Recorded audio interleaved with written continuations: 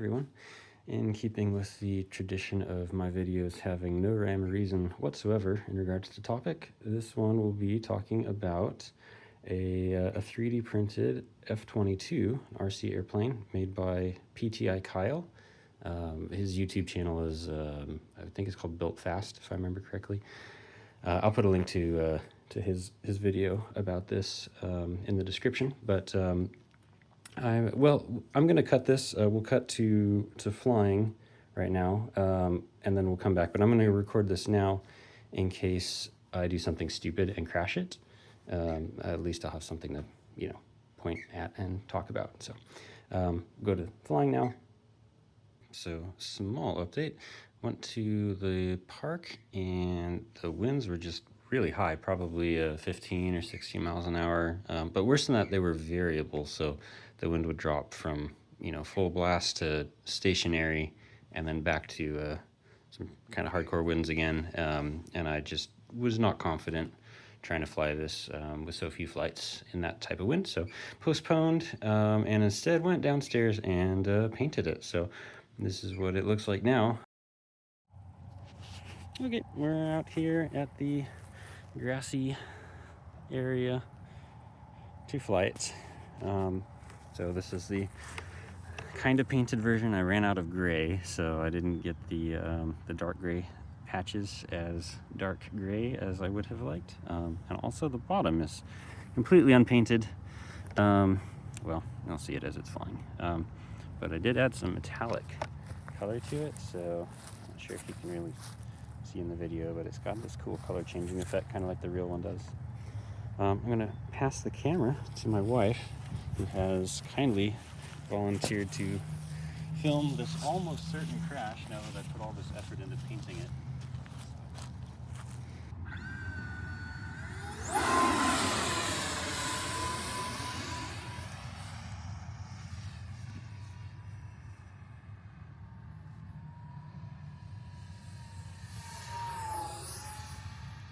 I can't see it. It's so hard to see in the light.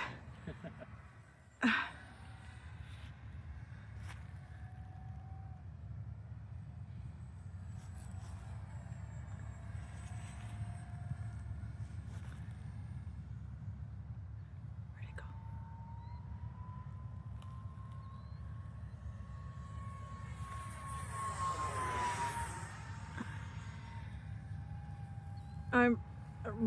It's really hard to see it, honey. I'm just letting you know. I have no idea where I'm filming.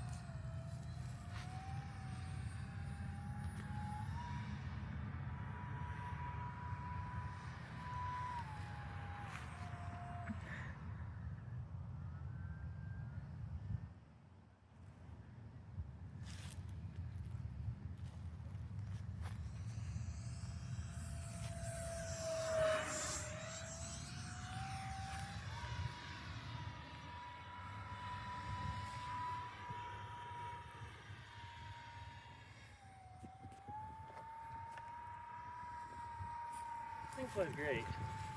Huh?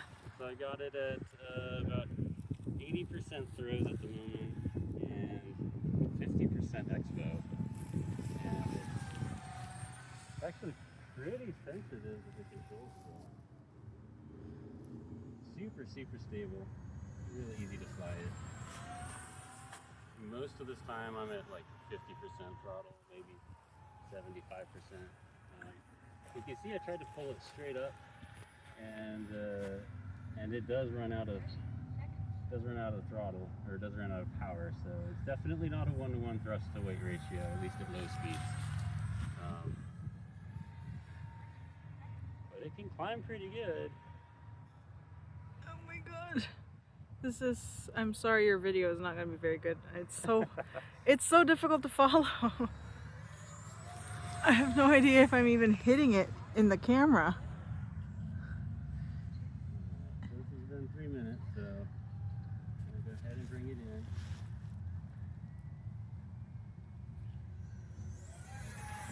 Bring it in actually the other direction. Be smart about it. Land it into the wind.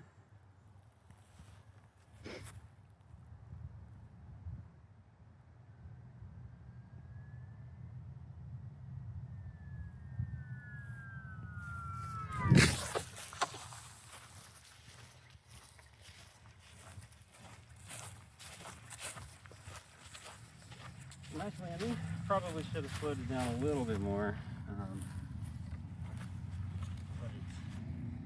But I was a little bit afraid of the elevators digging in. You can see they do extend down past the bottom of the plane so you could catch them.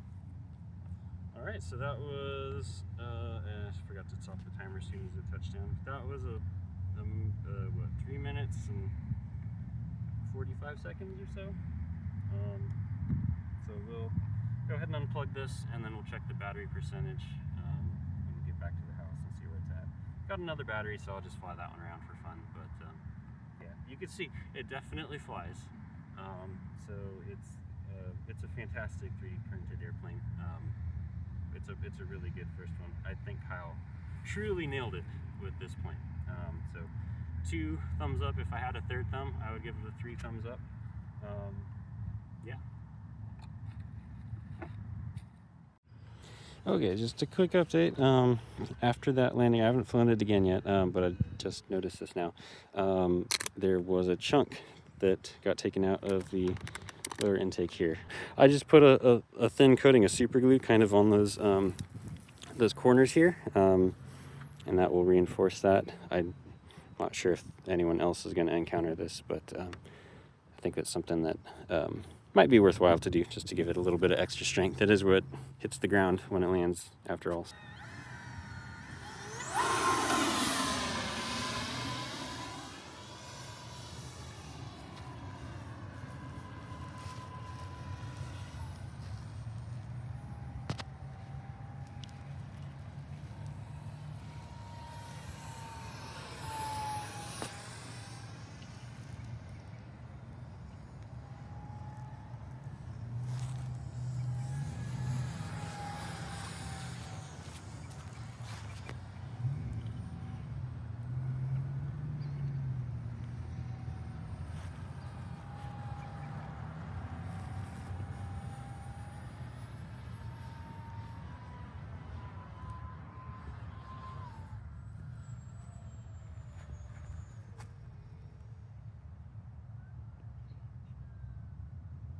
Oh, he's filming you. Yeah.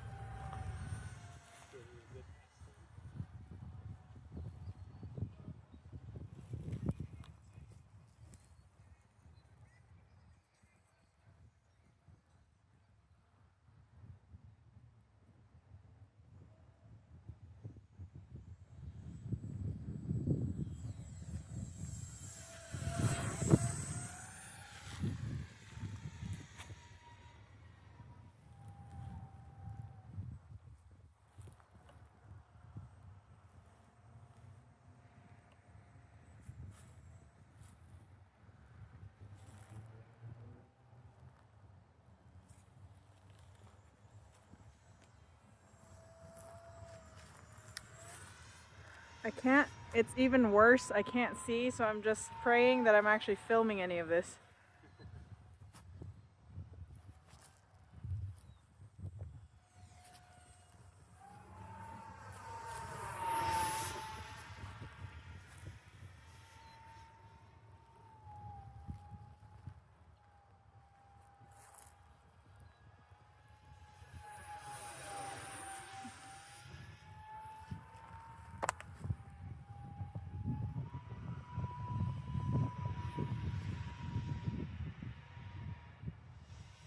Oh no.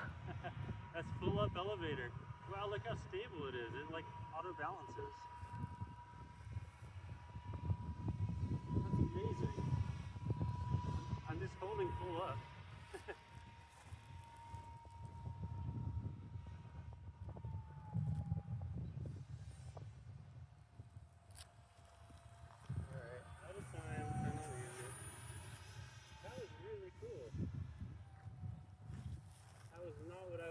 looking from full up elevator, full up stick.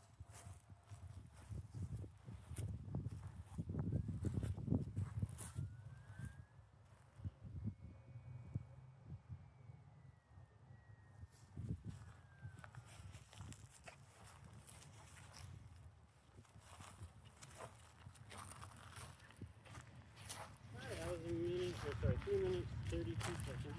That was a good landing. Yeah. I had a little bit of difficulty keeping it in a perfectly straight line on the landing, but let's see, any damage this time around? A bunch of grass comes falling out. So he mows the lawn pretty well. But yeah, nothing has gotten worse. Nothing new. Are the elevators? Yep, those are still attached, so that's good. I tried to let off the elevator right as it was about to touch down. So I'll have to take a look at the video in slow motion to see if I did it in time or if they struck. But yeah. Well, I hope you guys enjoyed the flight video. I had a lot of fun flying it. I hope you could see it in the video. I was reviewing the footage on my phone, and it's a pretty small little speck there. My wife was having a hard time tracking it, so she had zoomed the camera out. I'm not the greatest at video editing. I'll see if I can add some digital zoom to the footage, but I am hopeful that on a computer monitor it'll be big enough to see without issue. Okay, so before we begin talking about it, let me just clarify my relationship with Kyle, because I'm sure some people will be curious. I don't know Kyle. I've never met him. He lives in the state next to me. I bought this model with my own money. He doesn't know I'm making this video. I'm making it just because I feel like making a video about it. He doesn't know me. Actually, that might not be true. There's actually a moderate chance he does know me, or knows of me at least, because I did leave a review of his Dark Star model, and it was not great. So he probably does know me, and I think he probably doesn't like me very much because of that. But it is what it is. I'm not going to lie about how these things fly. Anyway, so moving forward, before I forget, let's talk about the battery real quick. So this is the battery I flew on the first flight. The second flight battery, I pulled out, I checked it, I put it back in, so I can talk about CG in a second, but they were both down to 3.75 volts, and that was with about 3.5 minutes of flight time. So the flight was generally like 50 to 75% throttle for the most part. If you run it at full throttle the whole time, you probably get 3 minutes, 2.5 minutes, something like that. So I think though that the 1300 is a fair battery to use with this one. So hand launching is pretty easy. I kind of have a habit of throwing it a little bit too steeply. I saw that in the video. It was pitched up pretty a fair amount. It's really easy to correct this thing. You could see that after I launched it, I easily just quickly brought the nose down, quick bump on the stick. The low speed handling is really good. Those large elevator surfaces here, they have quite a bit of authority to them. So at low speed, you can still maneuver this thing around quite a lot.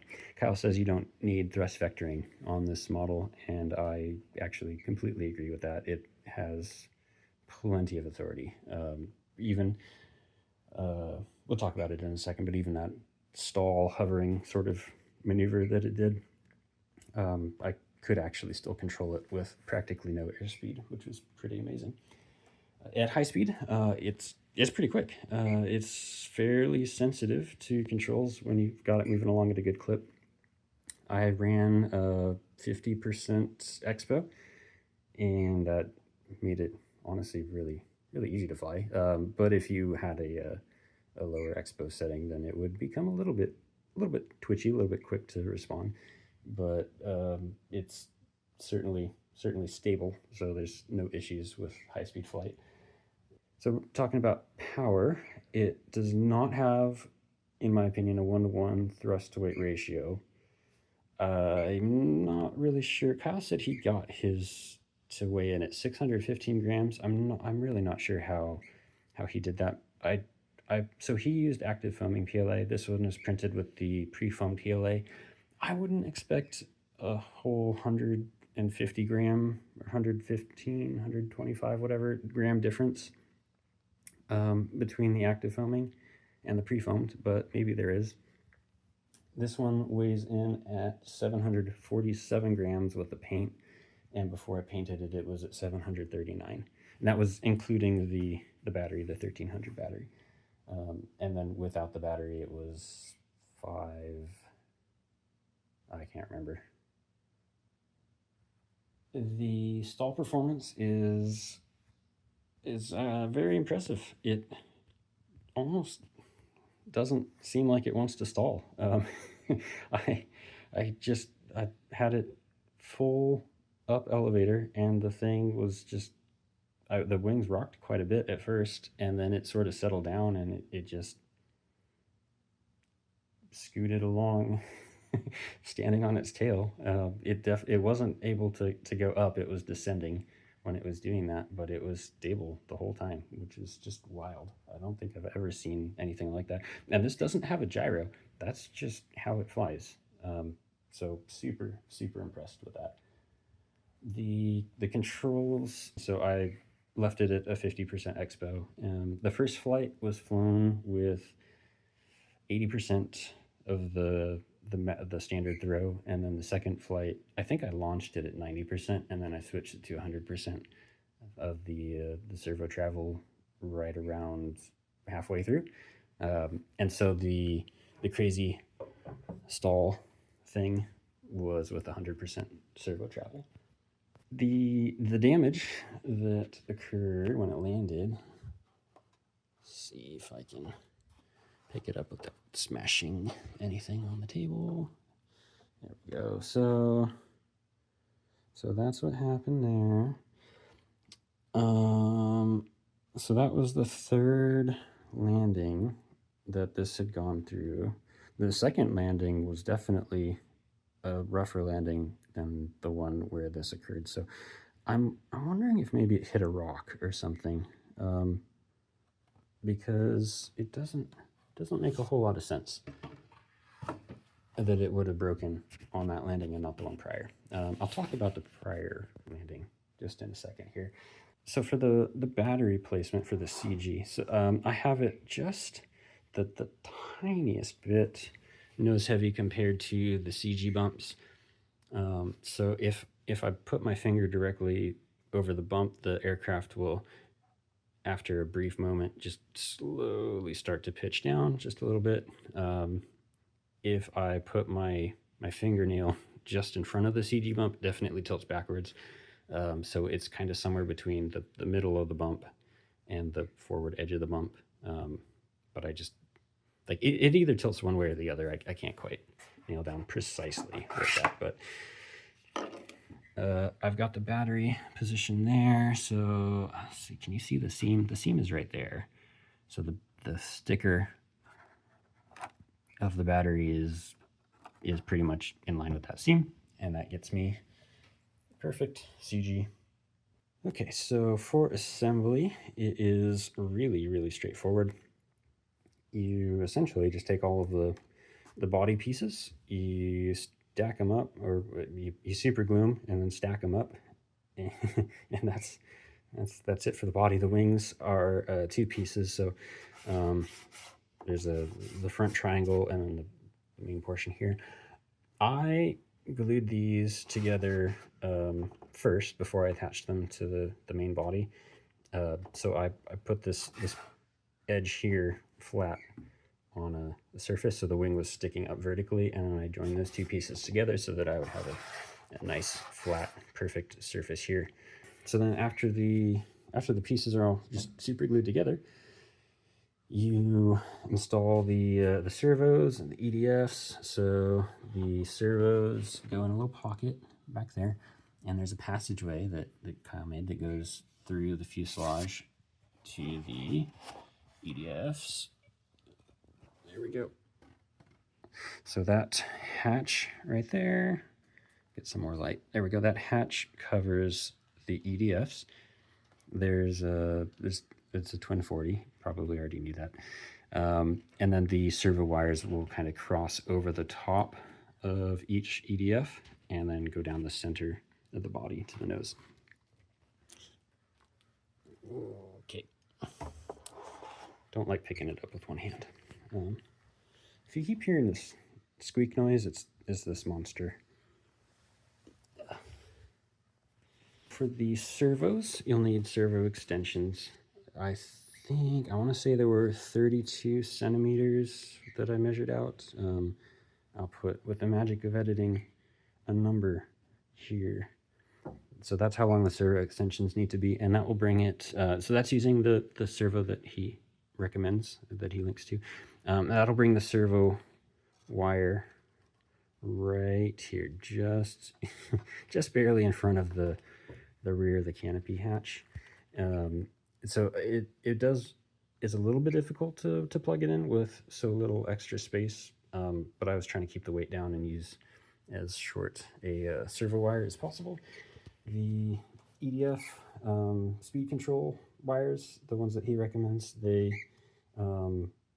also come to a little bit further, about here, and then when you put the Y, you end up with plenty of room. So no extensions needed for those, but you do probably want the Y. After you get the EDFs and the servos installed, so the servos and the EDFs and the EDF panel, I believe Kyle recommends that you use hot glue. That's what I did with mine. And then for the elevator surface, it super glues to a what do you call it? The symmetric control horn with two pieces, a forward and an afterward one. So when you go to install this, I think in Kyle's build video he super glues this to the servo beforehand. I did it after the servo was installed, and that was because you really want this to be level in line with that wing. You need to make sure that it doesn't rub here or here, and so I just wanted to get that alignment done after the servo was installed in the plane, so that I could be sure everything was square, or as square as I could possibly make it. The first time I did it, it didn't. This one did not get glued in securely enough. So the first flight was fine. The second flight, this ended up actually breaking loose at some point, and so it was flapping up and down about that much. It was kind of still held on, but not really very securely. It was surprisingly still flyable, and I landed it, but I landed it rough because it was really squirrely and twitchy. So that's why I had the rough landing on the second flight.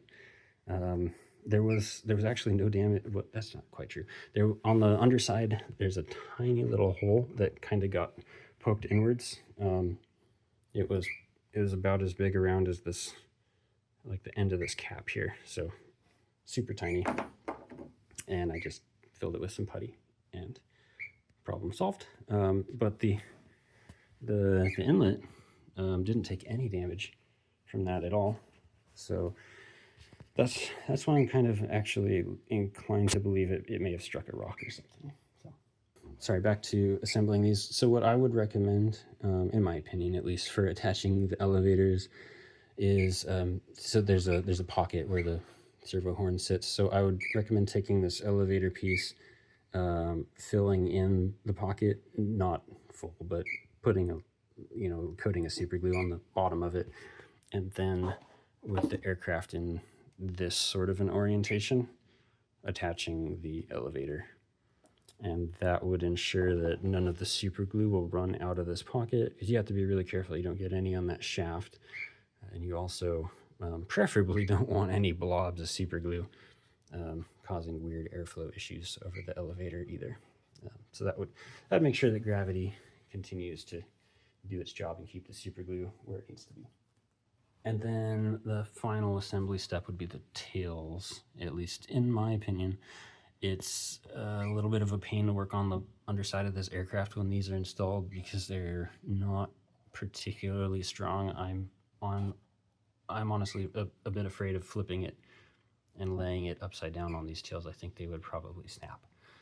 So if you postpone that until the very last step of the assembly process, get everything else set up, and then finally glue these two on, it will be quite a bit easier to do. One additional thing that I would recommend, well now too I guess, I'd recommend putting a little bit of super glue on the fronts of the inlets so that you don't end up with chunks that disappear.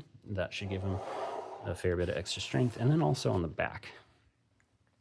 So there is, this is kind of dark. So that's where you put your finger to hand launch this.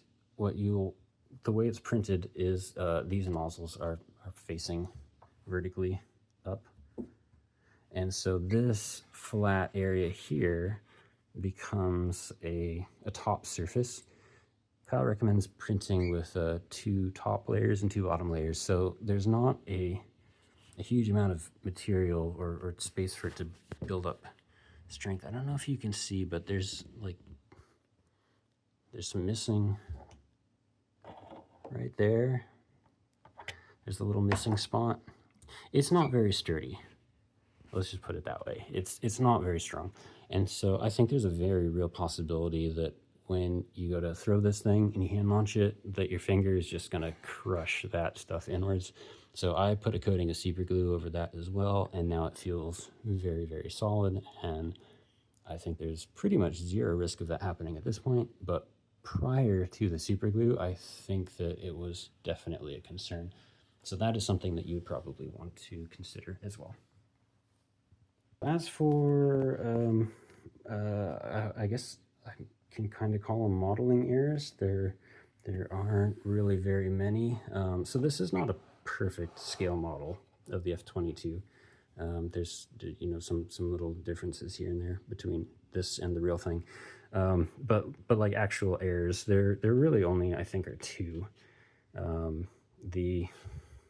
It's not even severe, but the more severe error, it's filled in with plastic putty, so you can't really see it on this upper surface, but it looks like someone had taken a bandsaw essentially and just cut right along there. It goes right across, right through the top and through the bottom. Let me see if I can, because I didn't glue the bottom. I didn't fill the bottom with putty yet, so you can see that maybe you can't see, but that's a gap. That's not connected. Maybe if I hold it like that. Yeah, there you go. So you can see there's a gap there. This side, there's no gap. It's connected. That gap goes all the way through to the top. So there's a gap there. There's no gap here at all. So this is fully connected on this side, and this side is totally disconnected. So this would be kind of a weak point, if you will. Again, not that big a deal, but visually, like you could see that it's there for sure, especially when this thing is unpainted. The other, I guess you can kind of call it an error. I don't know. I hesitate to call it an error, but the like this doesn't doesn't line up, and it's also just sort of like chopped off. It seemed almost like he had maybe intended to come in and put a rounded piece so that this all lines up and matches like the real one, but it doesn't. It definitely, it sits kind of more aft than I would expect, and like the whole thing could be shifted. I think that's maybe what was intended to happen with this, but I don't know. Maybe Kyle was using some different servos than the one that he linked to on the Colts 3D page, but that's how it looks when it's built with the ones that are linked. So not really a big deal. Of course, it doesn't affect performance at all, I would say, but it's just one of those things that like I noticed, and I can't not see it now. So final thoughts. This is a great plane. I really enjoy it. I would say this is my favorite model airplane, to be honest. I don't own very many, but this one it's so much fun. It flies really fast if you want it to. It flies slow if you want it to. It's extremely maneuverable. It's really well behaved. It feels completely rock solid when it flies. There was very little wind today, but there were a couple gusts, and the only thing it did is it just kind of did a little bit of that, but it tracked straight right through it. So I've got nothing bad to say about it, to be honest. It's a lot of fun. I think that anybody who's interested in 3D printing in aircraft would be quite pleased with this one. It behaves so nicely. I think that, with the exception maybe of the hand launch, just because there's so little time to react to straighten the plane out and get it, tracking in a direction that isn't going to intersect with the ground, that it might be a little challenging for someone who's really new to this. But if you got a bit of experience, it's pretty easy to hand launch it. Once it's flying, it's so well behaved. I would honestly kind of be inclined to say that even a beginner pilot would be able to fly this thing. The only potential issue is it goes so fast. If you give it the wrong command, there's not much time to react again. So it's more to do with the speed. But it's really, the flight characteristics are fantastic. There's really no gotchas with this, as far as I can tell, at least. So I highly recommend it. I think he hit it out of the park with this one. It's so much fun. and it looks great too. So there you have it. Yeah, go if you're interested in this, go check out Kyle's Cults 3D page. And then I'll also put a link to his YouTube channel as well if you want to check out his other designs. He's got quite a few, and they're all pretty neat. I'm definitely interested in getting a few more